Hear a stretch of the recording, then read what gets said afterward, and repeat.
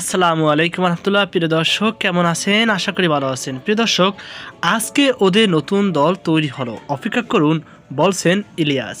চলুন বিস্তারিত জেনে নিই কিসের অপেক্ষা করার কথা বলেছেন এই বিশিষ্ট জনপ্রিয় সাংবাদিক।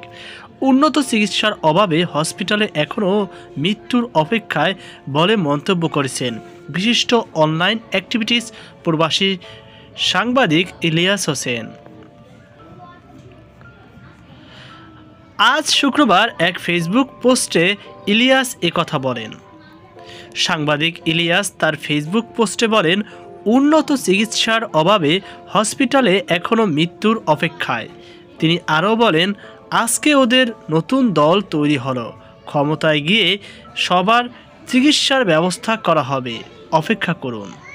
তো প্রিয় দর্শক, এমন একটি বার্তা দেন সাংবাদিক এবং জনপ্রিয় সাংবাদিক ইলিয়াস। তো এই বিষয়ে আপনার কি মতামত অবশ্যই কমেন্টে জানাবেন। সকল ভালো থাকুন, সুস্থ থাকুন। আজকে এই পর্যন্তই। আল্লাহ হাফেজ।